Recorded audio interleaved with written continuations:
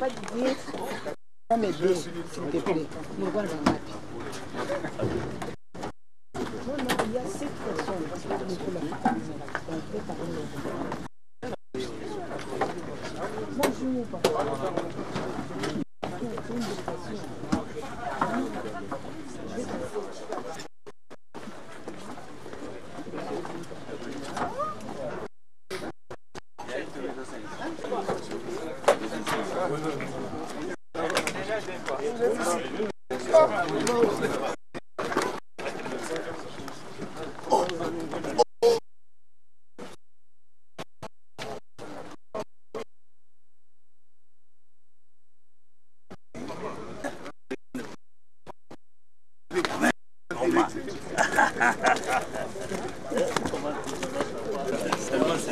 Ah, d'accord.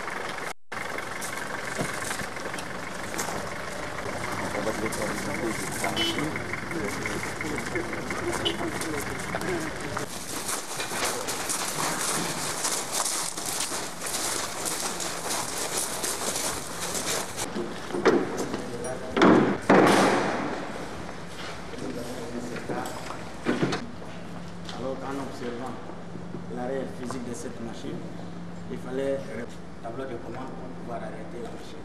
Aussitôt qu'il a arrêté, on n'arrivait pas à répondre au niveau de la salle de contrôle, là où nous étions basés.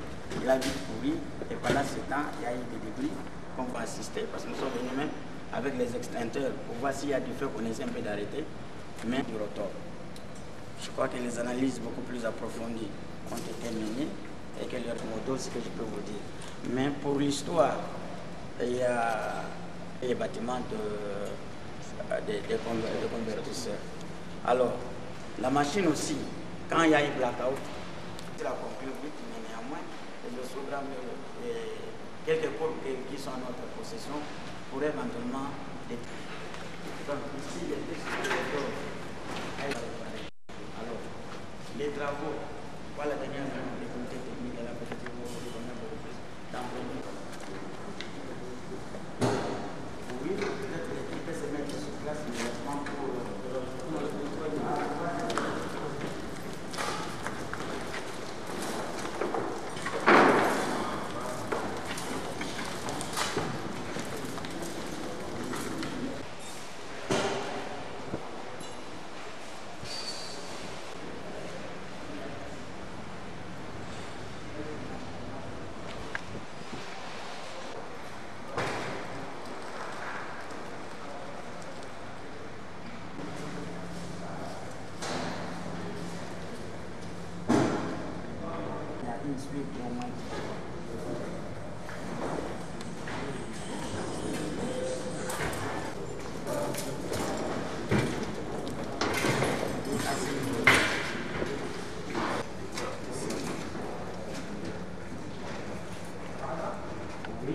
Il y a un rotor qui peut être fait rapidement en combinant les pièces. Oui.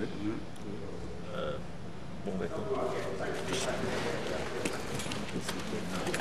Après,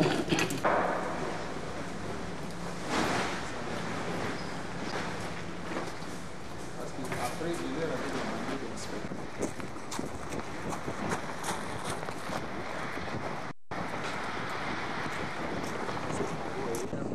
dans mon bureau, tous mes soins.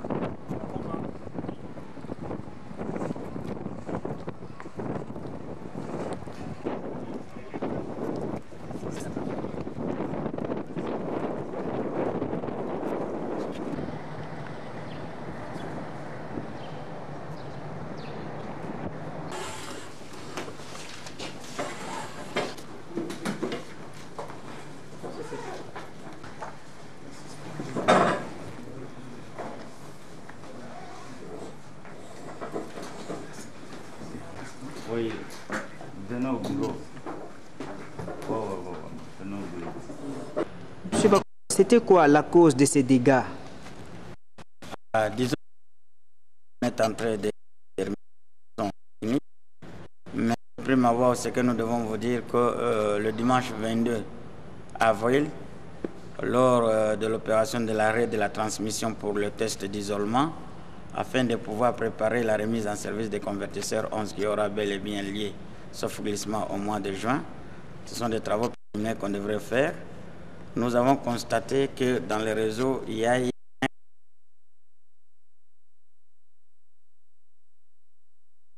une demande en spécifique de la production, alors qu'il n'y en avait plus pendant ce temps-là. Nous, on réduisait la charge et cela a été suivi d'un déclenchement que nous appelons communément techniquement blackout, où pratiquement, si tout le monde a une bonne mémoire, tous les tangas étaient dans les noirs. Alors, à la remise, on voulait bien reprendre accrocher les groupes sur le réseau, juste pour régler la tension G des barres.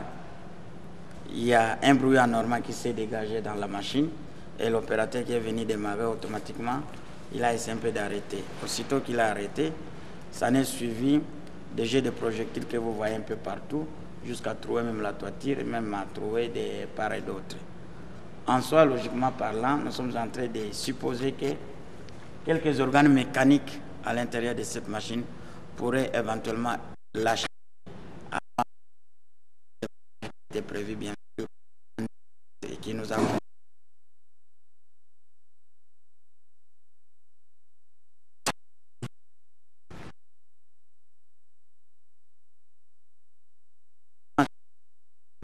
Depuis le mois de 11, c'est-à-dire que même la maintenance, l'état des besoins était déjà envoyé au niveau de notre direction. Le moyen était sur la voie d'être envoyé avant que nous puissions connaître ces cas ici. D'ailleurs, à cause des contraintes d'exploitation, une semaine avant même, nous avons fait une réunion pour déterminer la périodicité, comment on devrait entretenir pour que notre population ne sente pas les déficits.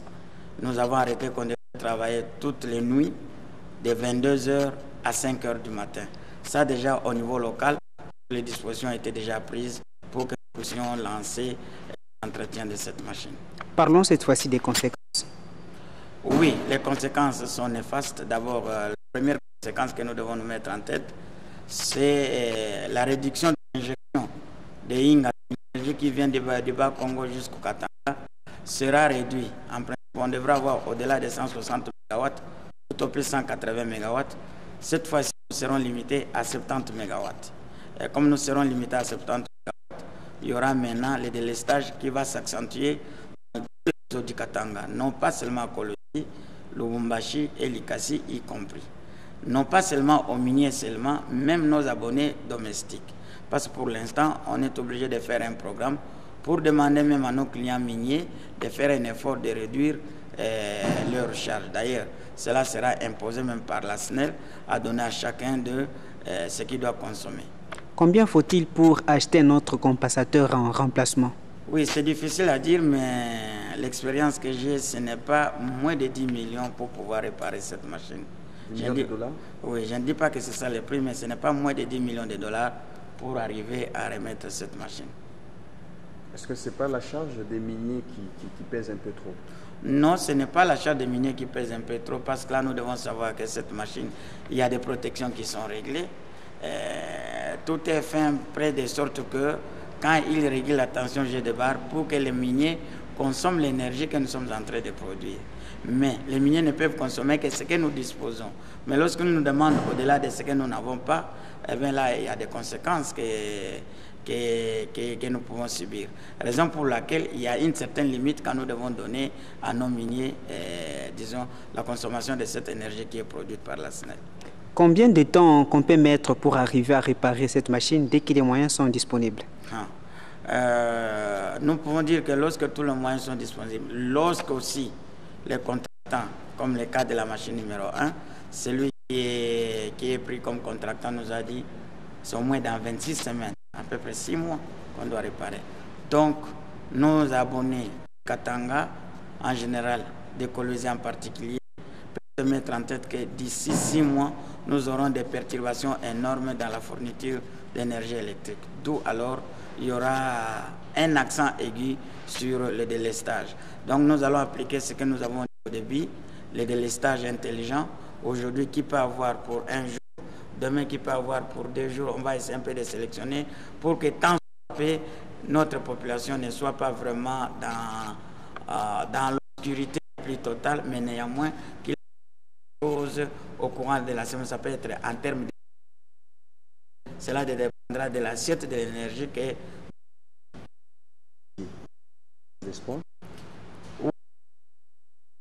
Il est venu chercher à apporter des solutions. Il y a un message d'espoir. D'y croire toujours à la SNEL parce que la SNEL a cette situation. C'est comme vous l'avez dit.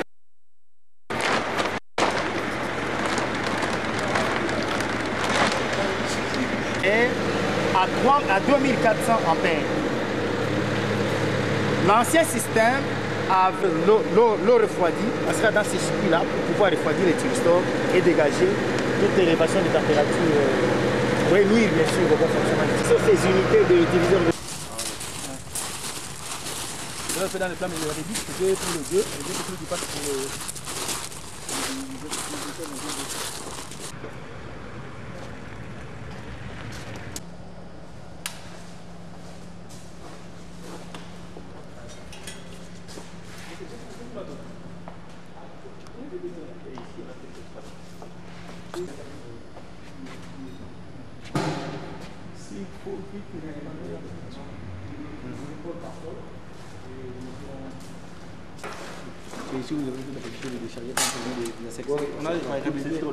C'est quoi? Peut-on parler du sabotage ou bien ce sont des pannes qui arrivent comme ça? Non. Je crois que nous exploitons des installations.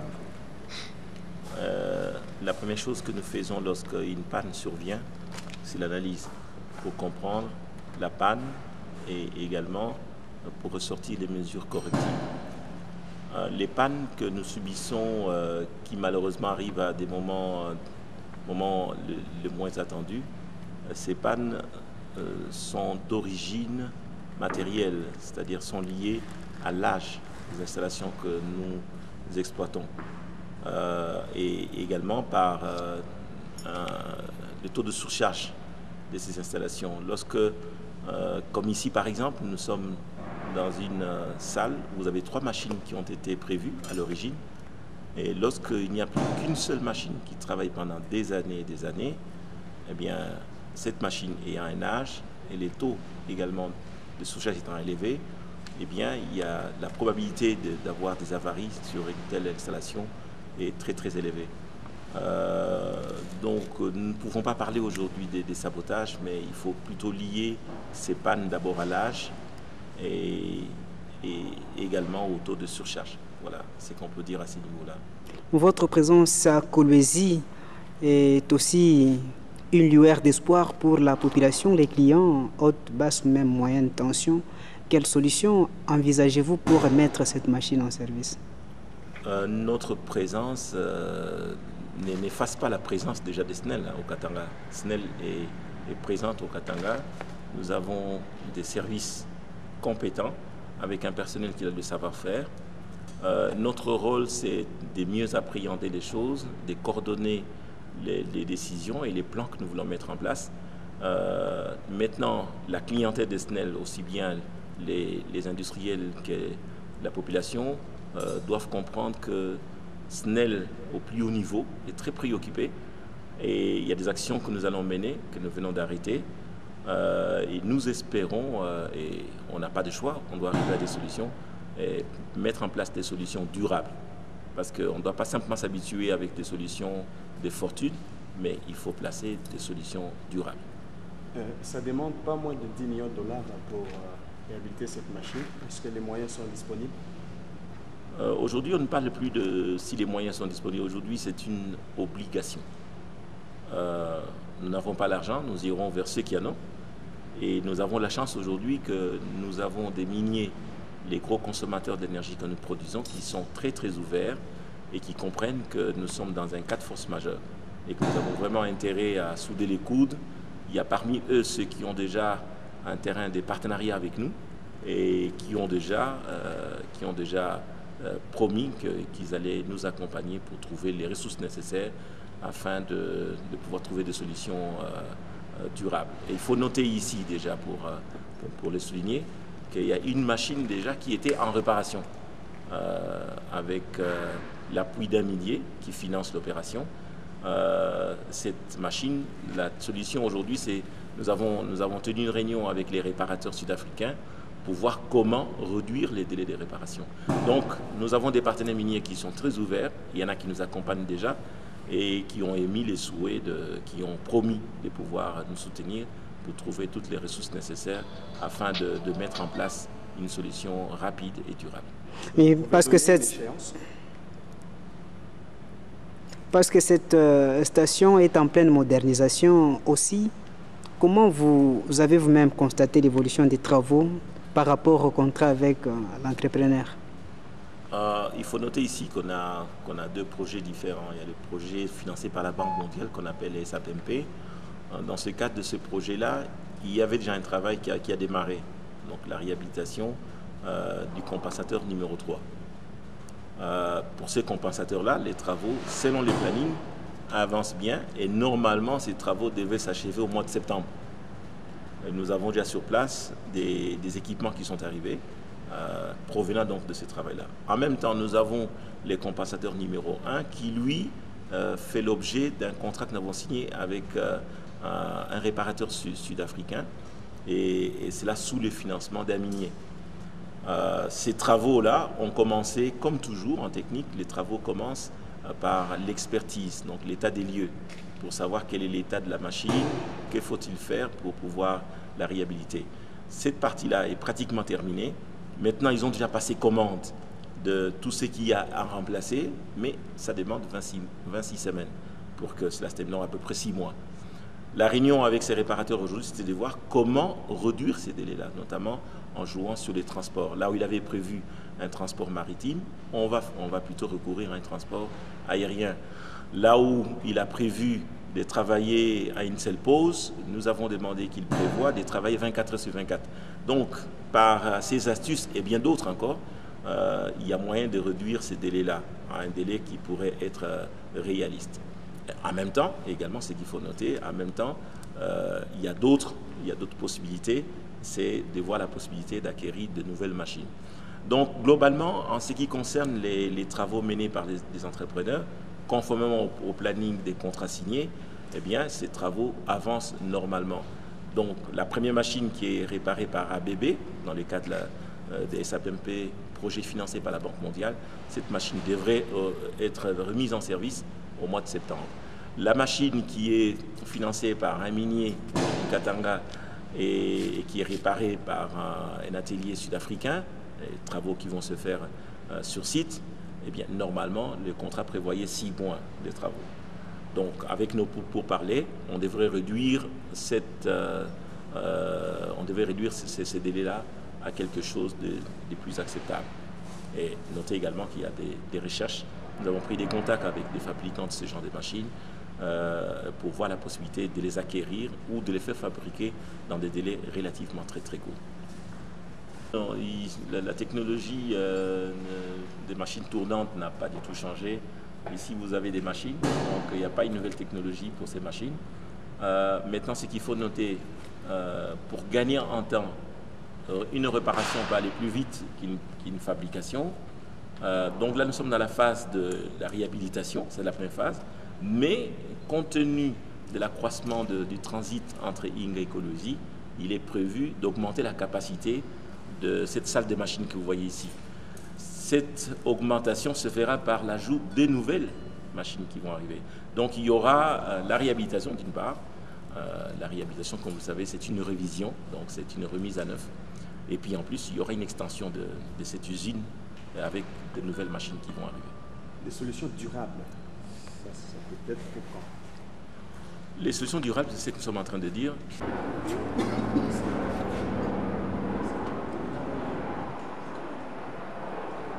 C'est quoi?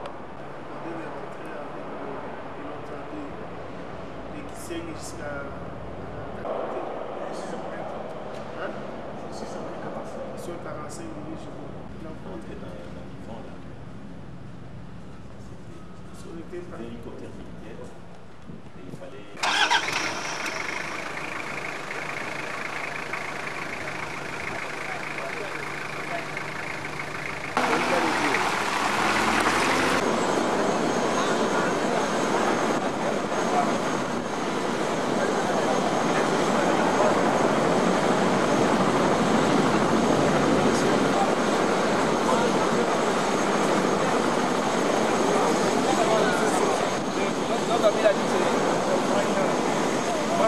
Les va rencontrer.